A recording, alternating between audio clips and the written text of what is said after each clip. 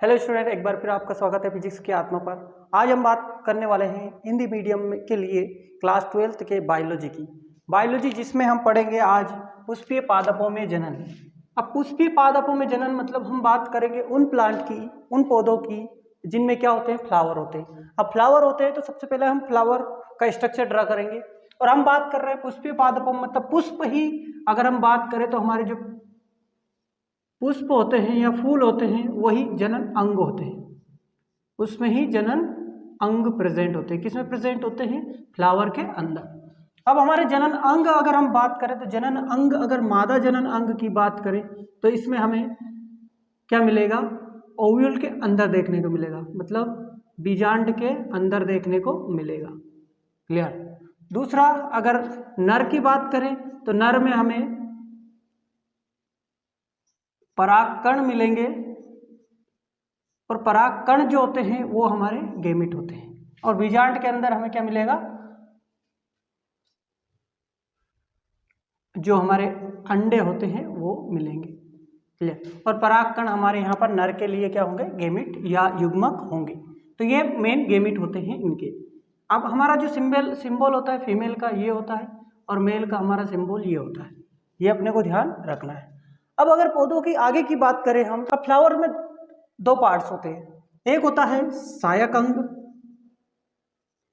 सहायक अंग, और दूसरा होता है जनन अंग या जननांग बोलते हैं। क्या बोलते हैं? जननांग। अब सबसे पहले अगर सहायक अंगों की बात करें हम तो सहायक अंग भी दो प्रकार से दो भागों में डिवाइड किए गए हैं।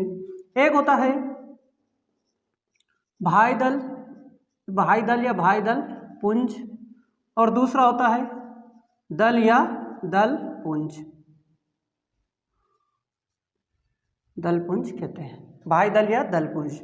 अब सबसे पहले अगर इनके फंक्शन की बात करें तो हमारा जो बाह्यदल होता है ना, बाह्यदल जिसे हम बोलते हैं इंग्लिश में अगर बात करें तो कैलिक्स। क्या बोलते हैं? कैलिक्स। कैलिक्स क्या होता है? ये हमेशा हरा कलर का होता है। किस कलर का होता है? हरा कलर का होता है। जो दल पुंज है या बोले दल है उनको क्या करता है? बांधे रखता है, बांधे रखता है मतलब बिखरने नहीं देता है। बात समझ में आ रही? ये बाह्यदल पुंज का काम होता है। अगला होता है दल या दल पुंज। ये क्या होता है? कलरफुल होता है। कलरफुल मतलब भिन्न कलर का होता है, अलग अलग कलर का होता है। साथ ही ये आकर्षित करने का काम करता है। अब आकर्षित किसको करेगा? ये आकर्षित करेगा आपको ये कीटों को।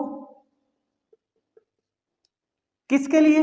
परागण के लिए। किसके लिए आकर्षित करता है? परागण के लिए। साथ ही हम लोग भी, ह्यूमन बींग्स भी या दूसरे जानवर जीव भी क्या होते हैं? इससे अट्रैक्ट होते हैं या आकर्षित होते हैं। तो इन्हें क्या बोला जाता है? दलपुंज बोला जाता है। आगे हम बात करेंगे जननांग की। अब जननांग में भी एक पार्ट होता है जिसे बोलते हैं उमंग, और दूसरा होता है जायांग। उमंग जो कि जिन्हें एंड्रोशियम बोला जाता है, इसकी जो यूनिट होती है उसे बोला जाता है स्टेमन। क्या बोला जाता है? स्टेमन। स्टेमन को हम बोलते हैं पुंकेसर। क्या बोलते हैं? पुंकेसर। अब पुंकेसर में भी दो भाग होते हैं। पुंकेसर में दो भाग होते हैं। पहला भाग होता है आपका परागकोश और दूसरा होता है पुतंतु। अब परागकोश के अंदर आपके क्या बनते हैं? परागकण बनते हैं। क्या बनते हैं? परागकण बनते हैं।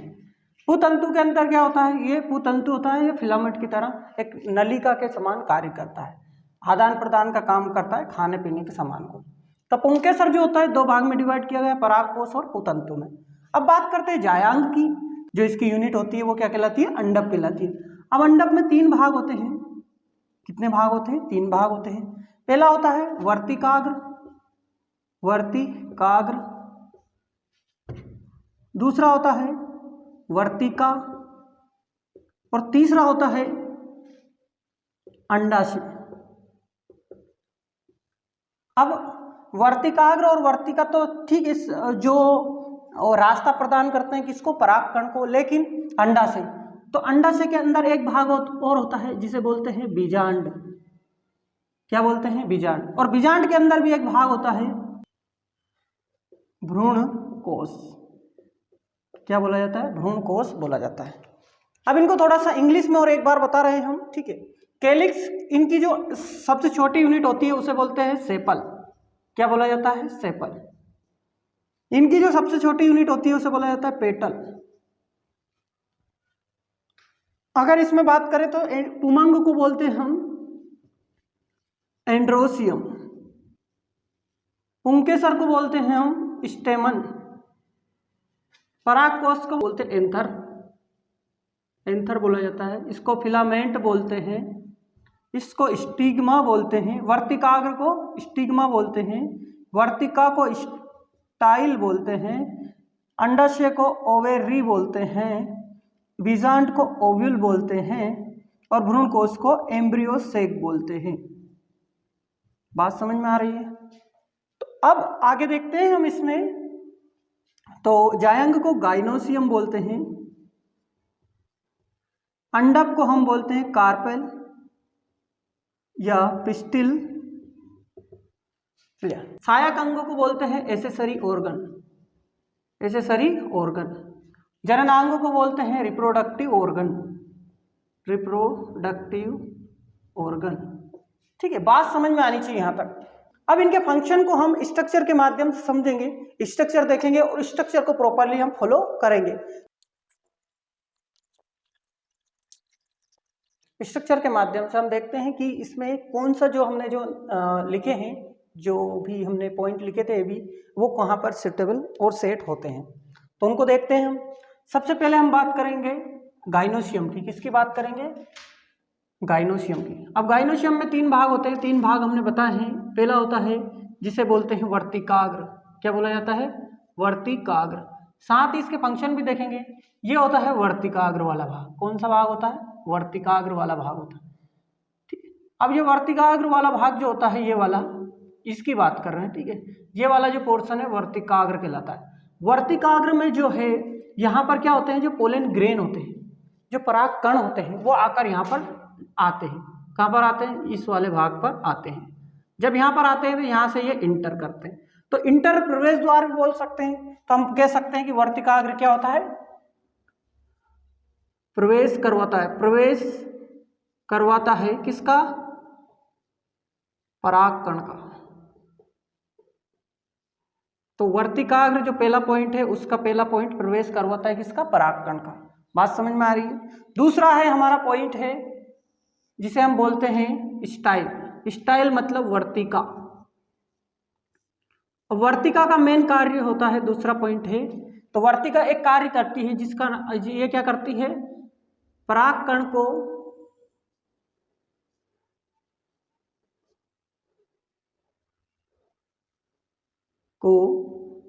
बीजांड तक पहुंचाती है। कहाँ पर तक पहुंचाती है? बीजांड तक पहुंचाती है।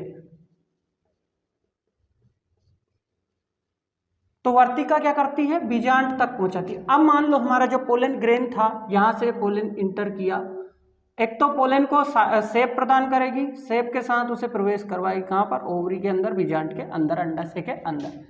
तो ये वाला जो पूरा भाग होता है, ये वाला भाग, ये हमारा क्या कहलाता है? वर्तिका कहलाता है। बात समझ में आ रही है? जैसा मैं बना रहा हूँ वैसा ही आपको बनाते हुए चलना है, स्टॉप करते हुए वीडियो को बनाना है, जो फोटो बनाना है। ठीक है, थर्ड पार्ट आता है आपका जिसे बोलते हैं तीसरा, जिसे अंडाशय कहा जाता है। क्या कहा जाता है? अंडाशय। अब अंडाशय के अंदर क्या होता है?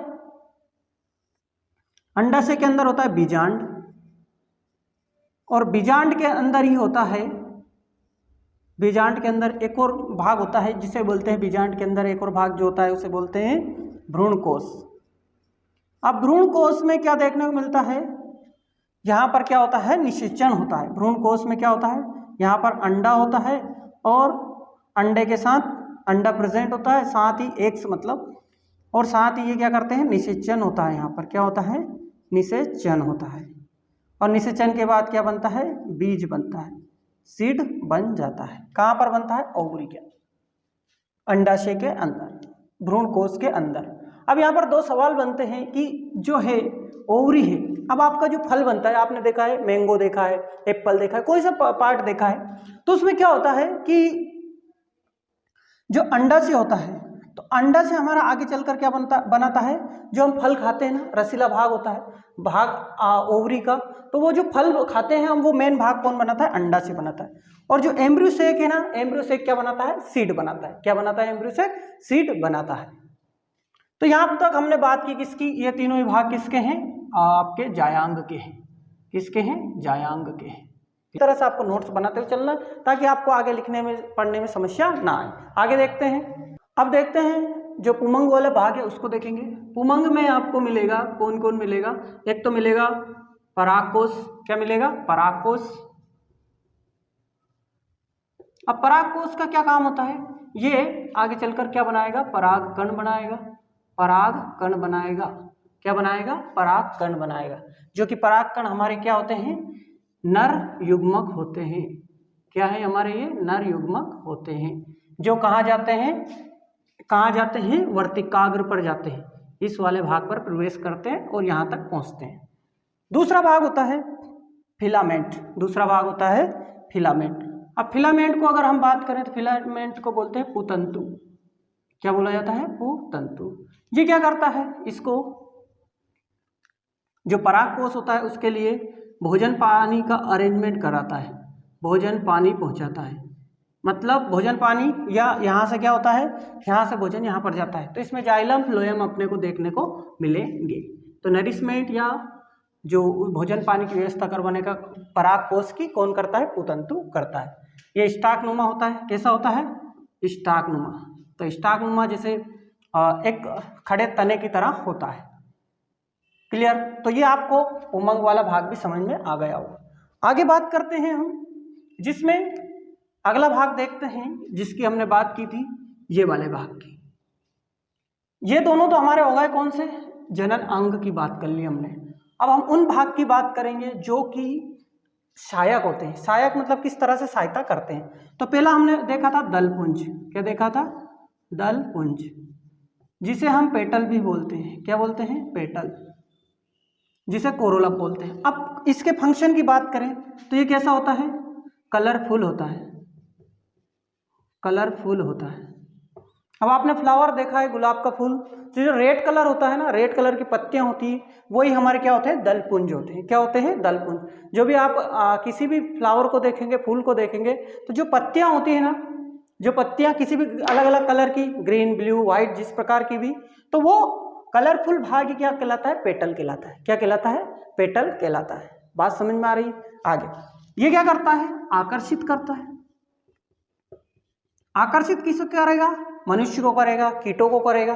कीटों को क्यों करेगा, क्योंकि ये परागकण उस कीट के साथ अटैच होते हैं। ये क्या करते हैं, एक फूल से दूसरे फूल पर पहुंचते हैं, तो यहाँ से परागकण इस कीट से अटैच हो जाएंगे और यहाँ पर बैठ जाता है, तो यहाँ पहुंच जाता है। तो ये निषेचन में क्या करते हैं, मदद करते हैं। तो दलपुंज जो होते हैं, पेटल जो होते हैं, वो क्या करते हैं, आकर्षित होते हैं, कलरफुल होते हैं। बात समझ में आ गई है। ये हमें सजाने के काम आते हैं हमें। अगर हम बाहरी रूप से देखें, प्लांट, पेड़ पौधों के पर्सपेक्टिव से ना देखें, और अगर घर की बात करें तो घर में सजाने में, सेलिब्रेशन के टाइम हम इसका यूज करते हैं। किसका, फ्लावर का। तो जो भी अट्रैक्टिव भाग होता है वो क्या कहलाता है, दलपुंज कहलाता है। अब हम बात करेंगे भाई दलपुंज की। भाई दलपुंज जो होता है, ये भी मुख्य भाग होता है। ये क्या करता है, जो भी ये दलपुंज वाली पेटल्स होती है, जो भी पेटल्स होती है, मान लो ये पेटल्स है, मान लो हमने फ्लावर में अलग अलग पत्तियां बना दी है, ये क्या करती है, यहाँ पर आकर यूँ बन जाती है। तो इनको बांधे रखने का काम, इनको बांधे रखने का काम जो होता है ना, इनको बांधे रखने का काम जो होता है वो मुख्यतः कौन करता है, भाई दलपुंज करता है, जिन्हें हम बोलते हैं सेपल। क्या बोलते हैं, सेपल बोलते हैं। ये स्मॉल यूनिट होता है, ग्रुप अगर होता है तो उसे बोलते हैं कैलिक्स। क्या बोलते हैं, कैलिक्स हम बोलते हैं। अब इसके फंक्शन जो होते हैं वो मुख्यतः, आपने गुलाब का फूल देखा है, तो जो नीचे हरा वाला भाग होता है और ऊपर रेड कलर या पिंक वाला जो व्हाइट वाला भाग होता है, वो तो हमारा दलपुंज होता है। लेकिन जो बांधे हुए रखता है, नीचे जो हरा वाला भाग होता है ना फ्लावर में, वो ही हमारा क्या होता है, भाई दलपुंज होता है। जो क्या करता है, उसे जकड़े रखता है, बांधे रखता है, जिससे क्या होता है, वो जो दलपुंज है वो बिखर ना पाता है। और वो क्या करता है, जायांग, पुमंग और उसके साथ दलपुंज, इनको सबको क्या करता है, जकड़े रखता है। जब वो कली होता है तब भी बनाए रखता है, जब वो इसे बांधे रखता है तो फ्लावर का प्रॉपर शेप बन पाता है। अदरवाइज अगर ये नहीं होता तो फूल का ग्रो होने से पहले ही, बनने से पहले वो बिखर जाता है। तो क्या करता है, ये बांधे रखता है। किसको बांधे रखता है, दलपुंज को, जायांग को और पुमंग को। साथ ही एक और काम करता है ये भाई दलपुंज। भाई दलपुंज क्या होता है, हरा कलर का होता है, हमेशा आपको हरा कलर का देखने को मिलता है। कभी कभी इस पर क्या होते हैं, कांटे भी देखने को मिलते हैं। कांटे इसलिए ताकि कोई इस पर अटैक ना कर सके, प्रोटेक्ट करने के लिए। अगला होता है, एक और भाग होता है जो इन सब, अगर हम बात करें तो ये वाला जो भाग है, ये तो हमारा ओवरी वाला भाग हो गया, फीमेल जायांग वाला भाग हो गया। लेकिन ये जो नीचे वाला भाग होता है, अब नीचे वाला भाग जो होता है, ये वाला भाग, इसे बोलते हैं पुष्पासन। क्या बोलते हैं, पुष्पासन। अब पुष्पासन इसलिए बोला गया है क्योंकि यहाँ पर जो भी ये वाला जो भाग होता है, पुष्प का भाग होता है, ये जो चारों पार्ट होते हैं, पहला पार्ट, दूसरा पार्ट, तीसरा पार्ट और चौथा पार्ट, चारों भाग क्या होते हैं, पुष्प के भाग होते हैं। लेकिन जो ये चारों भाग जहाँ पर टिके होते हैं, जहाँ पर बंधे होते हैं, जहाँ पर मिले होते हैं, उस भाग को बोलते हैं पुष्पासन। इसे हम बोलते हैं थैलेमस। क्या बोलते हैं, थैलेमस भी बोलते हैं पुष्पासन। पुष्पासन पर क्या होते हैं, चारों भाग आकर मिलते हैं, यहीं पर से इसका फ्लावर का ओरिजिन होता है। तो यहाँ हमने फूल को देखा, फूल के जो मेन पार्ट होते हैं उनको देखा। आगे हम प्रोसीड करेंगे, जिसमें हम सबसे पहले जो भी हमारा टॉपिक रहेगा उसको पढ़ेंगे। तो हमें क्या करना है, ये इन दोनों को तो पढ़ना ही नहीं है, हमें इस भाग को और इस भाग को पढ़ना है, जो कि हमारे लिए जरूरी है। और यहाँ से बहुत सारे क्वेश्चन भी बनते हैं। अब इसमें जो ऑब्जेक्टिव क्वेश्चन बनते हैं उनकी हम बात करेंगे लाइन वाइज। तो सबसे पहले स्टार्ट करते हैं जायांग की। जायांग वो भाग होता है जो क्या होता है, फीमेल भाग होता है, मादा भाग होता है। कौन सा भाग होता है, मादा भाग होता है। तो मादा भाग होता है, यहाँ पर क्या होते हैं, निषेचन, अंडे बनते हैं। अंडे बनते हैं मतलब इस वाले भाग में क्या बनते हैं, एग्स बनेंगे, अंडे बनेंगे, यहीं पर फर्टिलाइजेशन होता है। कह सकते हैं कि जायांग भाग में क्या होता है, निषेचन होता है। अब निषेचन होता है तो यहाँ पर फल भी बनते हैं और सीड भी बनता है, तो इसी वाले भाग से फल और सीड बनता है। किस वाले भाग से, जायांग वाले भाग। अब ये होता है पुमंग, पराग कोष होता है जिसमें पराग कण बनते हैं। पराग कण पोलेन ग्रेन बोला जाता है। ये क्या करते हैं, ये नरयुग्मक होते हैं। क्या होते हैं, नरयुग्मक होते हैं, जो क्या करते, कहाँ जाते हैं, स्टिग्मा, स्टाइल और ओवरी में जाते हैं, और यहाँ पर जो मादा गेमिट होता है उससे मिलते हैं और क्या करते हैं, निषेचन करते हैं। अगर दूसरे भाग जो होते हैं, दलपुंज और भाई दलपुंज, इनके फंक्शन मैंने आपको ऑलरेडी बता दिए हैं। तो यहाँ हम अगर स्ट्रक्चर की बात करें तो ये चीज लिखना ना भूलें, चित्र, किसका चित्र है, पुष्प की संरचना। क्या बोलेंगे, पुष्प की संरचना, ये लिखना भी जरूरी होता है। तो इस तरह से अपने को समझ में आ जाएगा। इसके फंक्शन भी लिख दिए। तो आपको ऐसा कैसे स्ट्रक्चर बनाना है, डायग्राम बनाना है। ये बनाने के बाद इस तरह से आप फंक्शन भी थोड़ा दूर दूर बनाकर लिख लेंगे तो ये आसानी से आपको याद रह जाएगा और भूलेंगे भी नहीं। नोट्स इसी तरह से मिलेंगे आपको, हो जहाँ तक संभव रहेगा, अदरवाइज हम रिटर्न में भी आपको दे सकते हैं। ये क्या होती है, शॉर्ट चीजें होती है जो आपको नोट्स बनाने के लिए हेल्पफुल होती है। अगर टीचर वैसे वैसे नोट्स लिखकर बनाकर लिखने में लगेगा तो वो टाइम लगेगा, उसमें वो नोट्स कहीं भी आपको मिल जाएंगे। लेकिन अगर आप अपने हाथ से प्रॉपर तरीके से बनाएंगे तो आपको याद भी रहेंगे और आप सीख भी पाएंगे।